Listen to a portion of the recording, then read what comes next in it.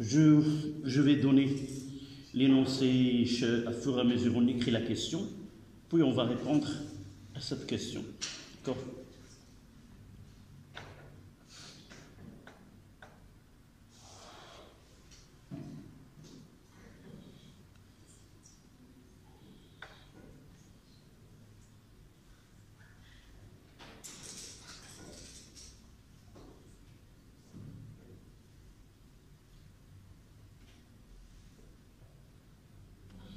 Exercice numéro 1.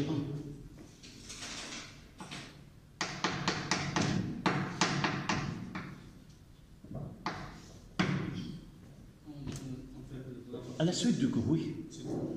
Application, c'est-à-dire on applique ce que nous avons vu dans un exercice. Et si on fait une série, on va la faire sur le cahier d'exercice. D'accord ? Comme ça, en révisant le cours, tu trouves une application directe sans passer au cahier d'exercice. D'accord ? Donc ce sont des exercices uniquement pour comprendre le cours. Donc l'exercice 1. On considère une bobine, symbole ci-contre, vous la connaissez, le symbole de la bobine et celle-là. Là c'est L et là c'est R. L c'est le coefficient d'inductance et R sa résistance. Donc de résistance interne R caractérisée par une grandeur physique L appelée inductance. Premièrement, exprimer l'unité de l'inductance L et de la résistance petit r. Donc ce sont des questions de rappel. Premièrement, unité de L et de R.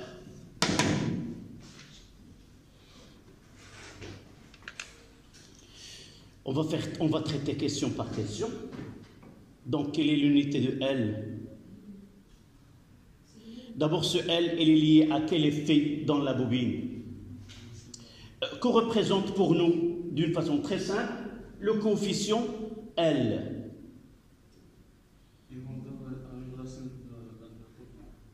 Oui, une grandeur.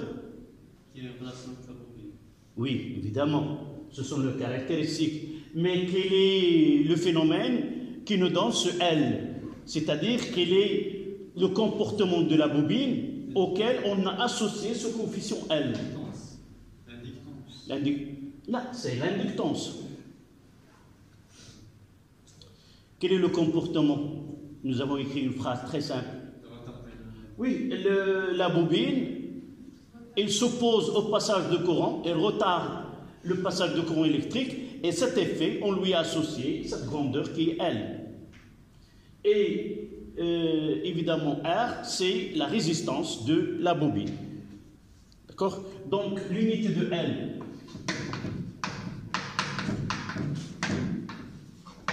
est Henry H majuscule. C'est le nom d'un savant. Et petit r et a pour unité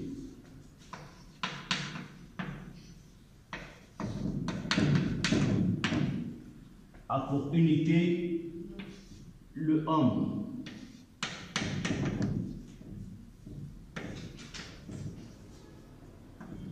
Oméga majuscule.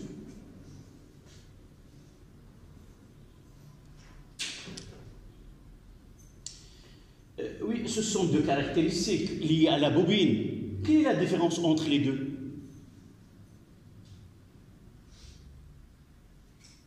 De point de vue établissement de courant électrique. L'effet, si on veut utiliser le terme résistif, التأثير المقاوماتي، هناك تأثير مقاوماتي تمثله R، وهناك تأثير إلا بغينا نقولوا تحريضي ذاتي يمثله المقدار L. كيف يكون إقامة التيار في الدارة من جهة المقاومة؟ الا خدينا واحد الواشعه وخدينا معها مقاومه وحاولنا نشوفوا كيفاش كيمر التيار الكهربائي فيهم جوج، كيفاش اقامه التيار في المقاومه كيكون c'est très bien. C'est l'établissement de courant dans une résistance, dans un conducteur ohmique, est presque instantané. Mais dans une bobine, l'établissement de courant électrique est retardé. D'accord? C'est là et là lié au matériau, et là lié à un phénomène qui est l'induction électromagnétique ou l'auto-induction. D'accord? Donc ce sont deux phénomènes différents présentés par la bobine. Deuxièmement, donner l'expression de la tension UL aux bornes de la bobine en fonction des grandeurs caractéristiques et l'intensité de courant qui la traverse. Donc, deuxième question. Expression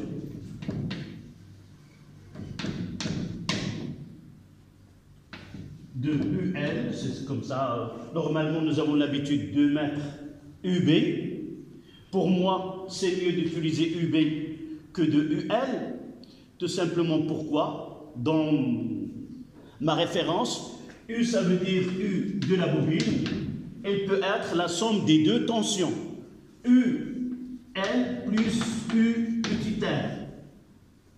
C'est-à-dire, lorsqu'une bobine est parcourue par un courant électrique, il y a deux tensions. Une tension liée à l'effet d'auto-induction qui est UL, et l'autre qui est reliée à l'effet résistif de la bobine, c'est-à-dire celle-là est égale à L dT sur dt, et celle-là, sur le côté résistif, c'est R fois I. Et généralement, ça, c'est pas obligatoire. C'est mon point de vue. Dans un exercice, lorsqu'on parle d'une bobine de résistance négligeable, on peut négliger UR, et par la suite UB est égal à UL, puisque R est négligeable. D'accord? C'est ça, les considérations générales qu'on peut avoir. Mais ceci, toujours lié à l'exercice. Si on le nomme UL, on va le noter UL. D'accord? Voilà les considérations généralement qu'on peut donner à une bobine et les notations. Mais ces notations ne sont pas obligatoires et généralisées. Donc pour nous, qu'est-ce qu'on va faire? On va refaire le schéma de la bobine. Donc il y a un courant comme ça, c'est le sens conventionnel positif. Et toujours nous prenons comme considération, c'est la convention récepteur, c'est-à-dire la tension UL est égale à quoi?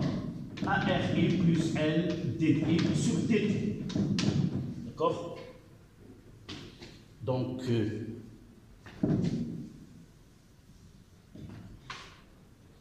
je mettrai là, c'est UL. Et juste dessous, je mettrai UL est égal à RI plus L dt sur dt. D'accord? Même dans le cas de condensateur, nous utilisons la même convention, I, et là c'est UC, et nous écrivons la tension.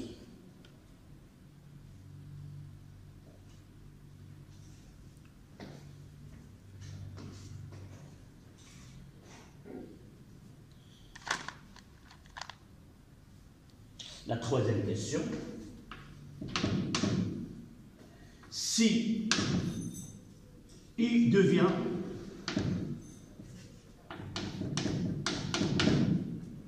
constant,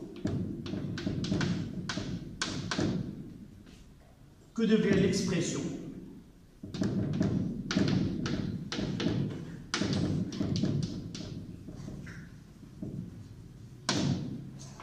de UL, virgule, quel est ce régime?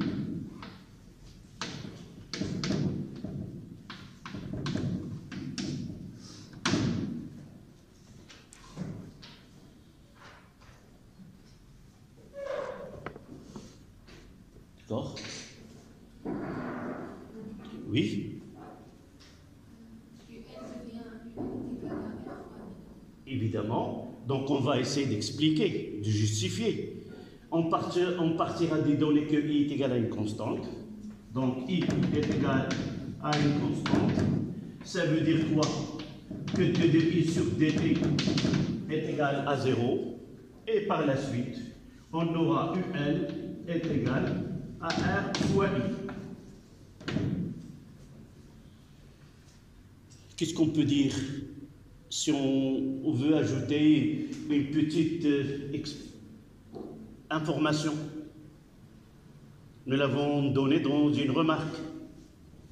Nous avons écrit, si la tension est constante, le comportement de la bobine est identique à un conducteur ohmique, tout simplement. On peut même l'enlever et mettre à sa place, à la place de la bobine, un conducteur ohmique de résistance petit r. D'accord? Donc la bobine se comporte comme un conducteur ohmique.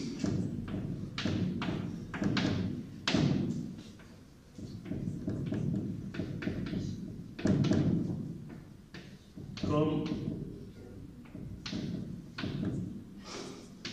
un conducteur ohmique.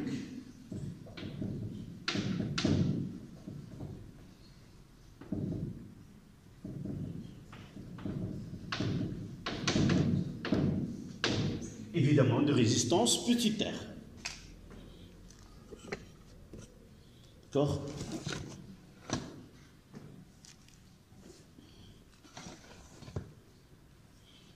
C'est le régime permanent. Voilà, donc, et le régime sera appelé régime permanent. La bobine est dans un régime où le circuit, tout simplement, circuit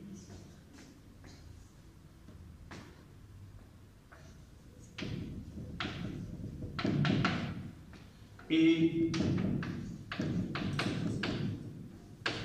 dans le régime permanent.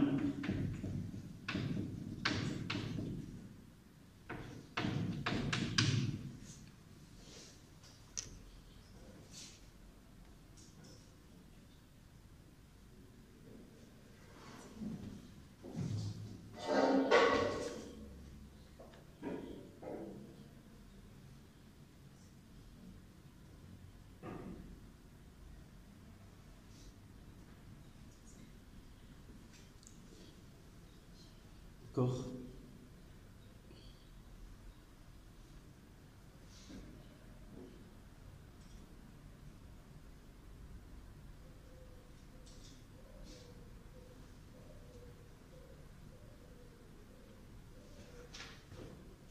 Quatrième question.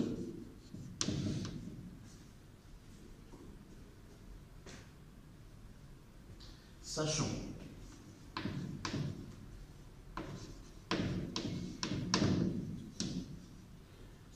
que le circuit est alimenté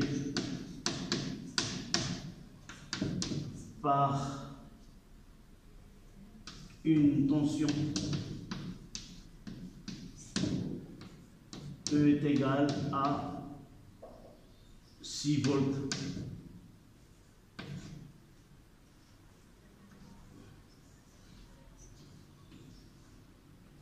Voilà, ici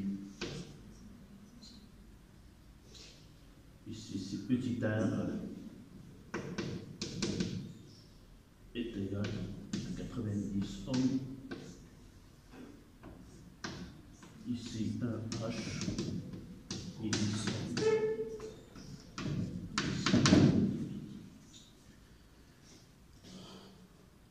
On vous demande de calculer l'énergie magnétique emmagasinée par la bobine en régime permanent.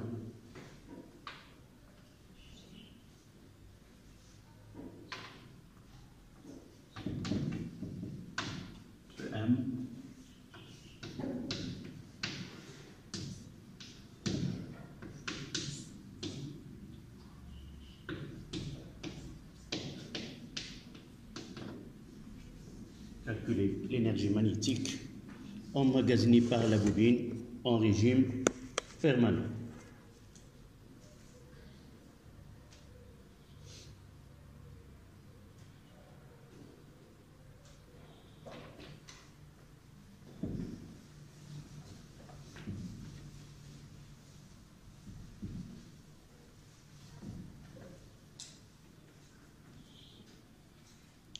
D'accord? Donc, comment peut-on répondre à cette question? D'abord, la question, ça concerne l'énergie magnétique. Donc, on doit donner quoi?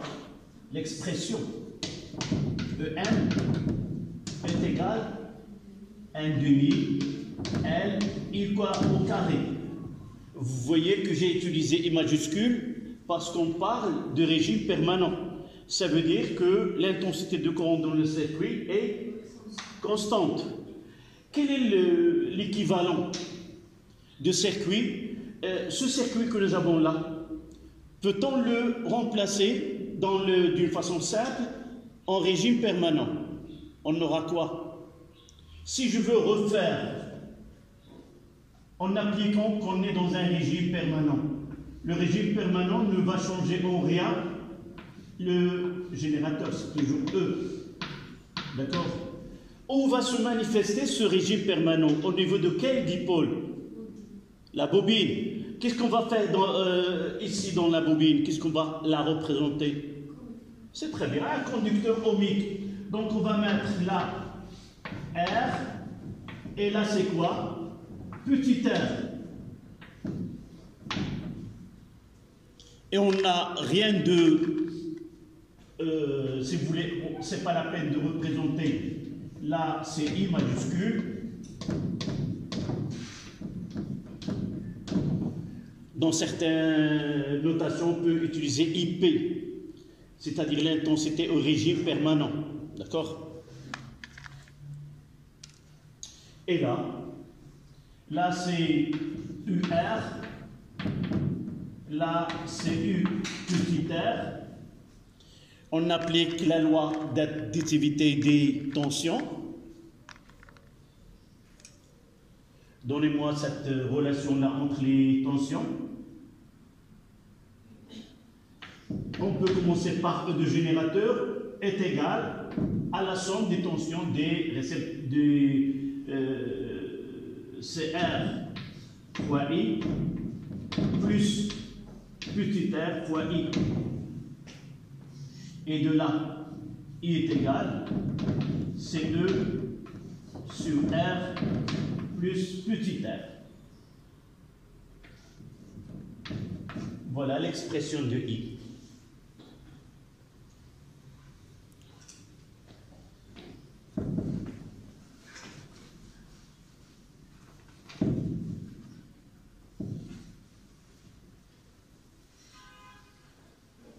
Notre réponse à cette question, évidemment, elle a été, si vous voulez, l'idée, ça vient de déroulement de l'exercice. Mais dans certains cas, on peut arriver à la même à partir de l'équation différentielle. On va refaire ceci. Donc, pour nous, ce EM est égal à L, voilà, E carré. Je remplace I par sa valeur sur 2 fois R plus petit r, le tout au carré. Voilà l'expression de EM. On fait le calcul.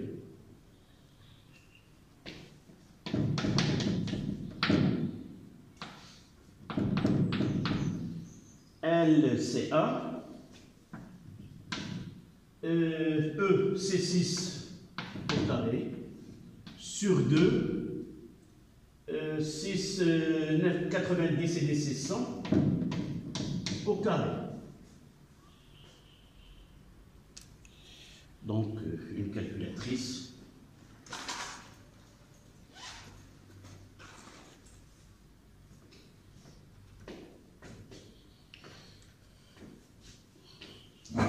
Donc, 36 divisé par 2, divisé par...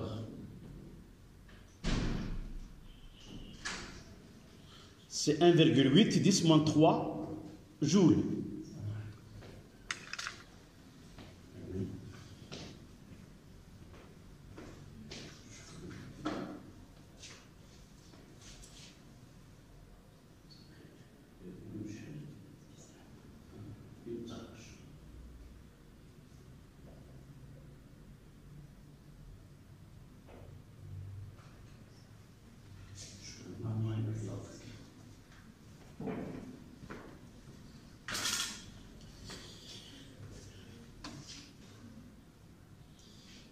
Voilà. Évidemment, je viens de recevoir les... mais je n'ai pas besoin d'utiliser... J'ai eu pas mal de fois utilisé, mais ça ne me donne pas une satisfaction. J'aime toujours utiliser la craie et non pas ces marqueurs. Évidemment, malgré, oui, vraiment c'est de très grand nombre, mais je continue à utiliser la craie. Je l'ai utilisé, c'est ma 39e année d'utilisation de la craie, et c'est pas en une année, je vais les changer par des marqueurs. Donc, j'ai dit combien? C'est 1,8 10 moins 3. Essayez de vérifier joule. L'unité de E, c'est le joule.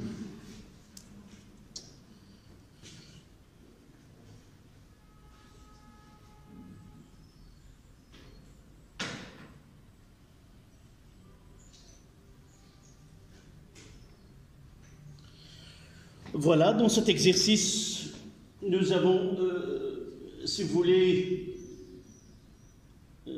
insisté sur le régime permanent et le comportement de la bobine dans ce régime-là. J'ai dit une petite remarque, c'est que cette équation-là, cette relation que nous avons ici, nous pouvons l'en déduire de le cas général. Oui, oui.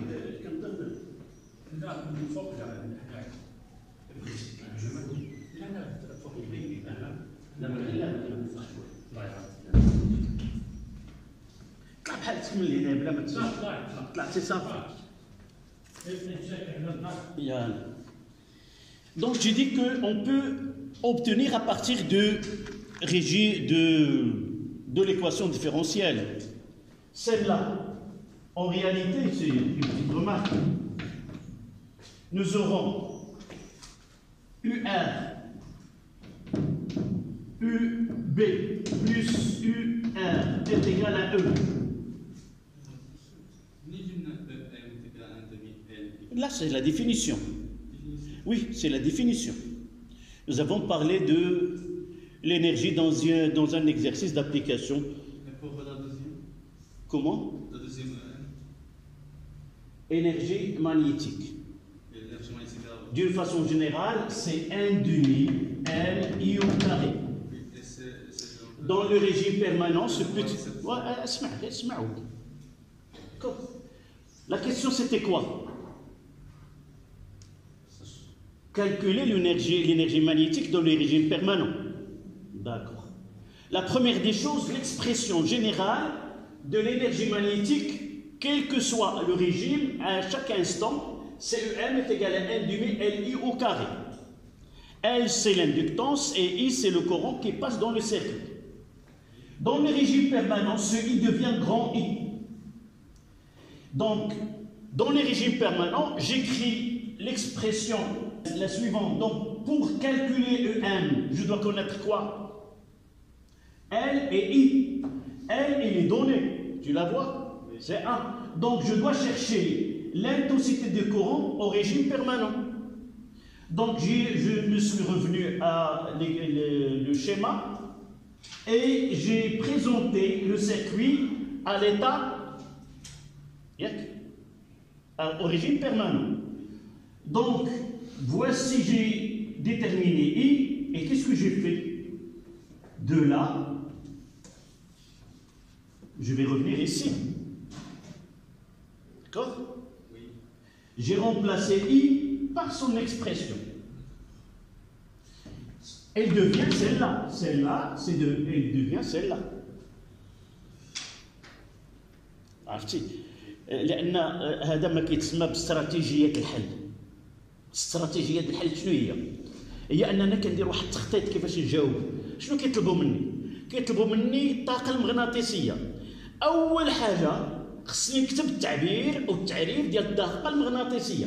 قالوا لي الطاقة الكهربائية في المكثف أول حاجة كنكتب أو كتساوي 1 دومي سي يو سي مربع. شنو كيبقى لي؟ كنقول شنو عندي هنايا؟ ال عندي واخ اذا اي عندي الا كانوا عندي كندير ابليكاسيون نيميريك سور لو شون. ما كانوش عندي كنقول اذا اي خصني نبحث عليها. Dans ce cas-là, je vais modeler, si tu veux, le schéma au régime permanent. Elle n'apparaîtra pas elle n'apparaîtra que R. Et j'ai fait la loi d'additivité des tensions. Je me suis arrivé à I et je l'ai injecté dans l'expression et j'ai fait l'application numérique.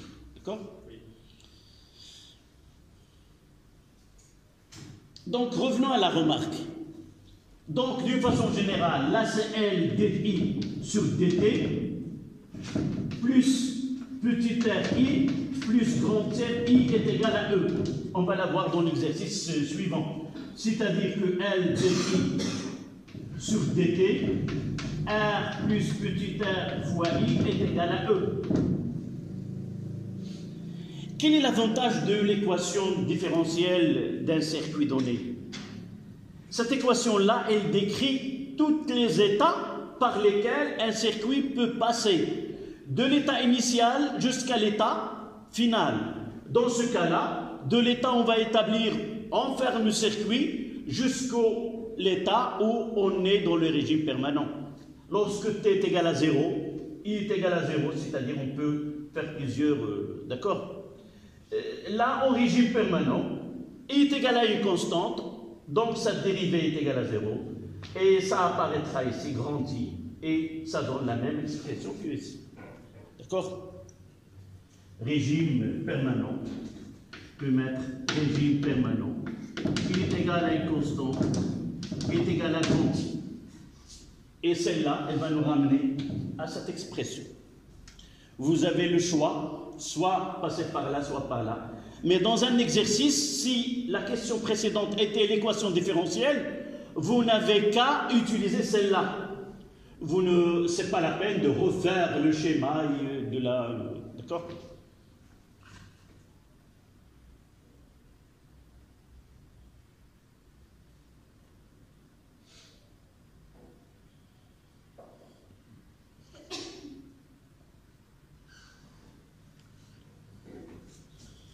Là, c'était l'exercice numéro 1.